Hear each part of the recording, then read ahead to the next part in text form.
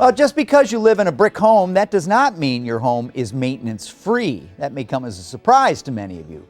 Not to James Anderson. He's with Approved Home Improvements, and he's here to tell us why this is the perfect time to start thinking about having some work done on that masonry outdoors. Let's talk about protecting and preserving your masonry work. And a lot of us think, well, no, I got brick. I don't have to worry about that kind of stuff. Unless everything's cracking and falling out, and then I need tuck pointing. I know that, but you may need it and not even know it, right?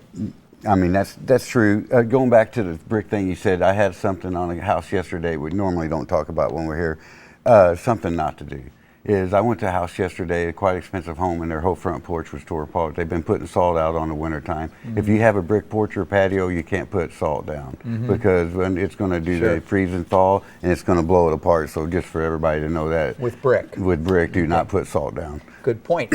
But the rest of our home, which doesn't get salted, doesn't get treated, and in many cases, we've talked about chimneys before, we can't even see it from down at ground level. There could be damage that we don't know about. Yeah, a lot of times what we've really been running into, this is a prime example how customers don't think they need our service, but it could have saved them a lot of money. When they've got the gas inserts or prefab fireplace, they think at that point they just never have to worry about their fireplace again. But it was actually a wood-burning fireplace. They just put the gas log kit in. So you still have all your inspections that need to be done on the exterior to catch anything at the beginning because it's not getting used and dried out. And when it gets wet, it really exacerbates the problem.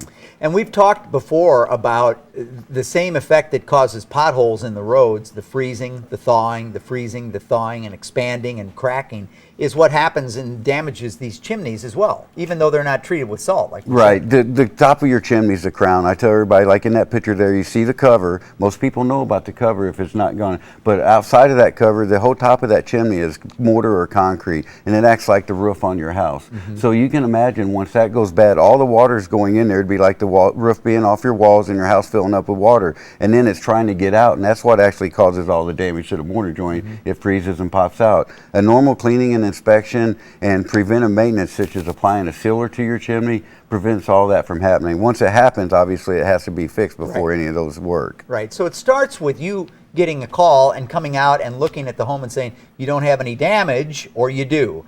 If you do have damage, then it obviously has to be repaired. If you don't, there's preventative measures which are surprisingly affordable.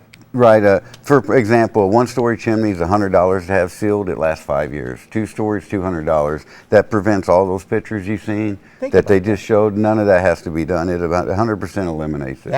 That is money well spent, I would think, especially after getting an inspection. And everybody we go to, I mean, you don't know, and a lot of people, they're never aware that anything needed to be applied to them. Well, we don't get up on our roofs and see our chimneys as much as we probably usually should. A good thing. Yeah.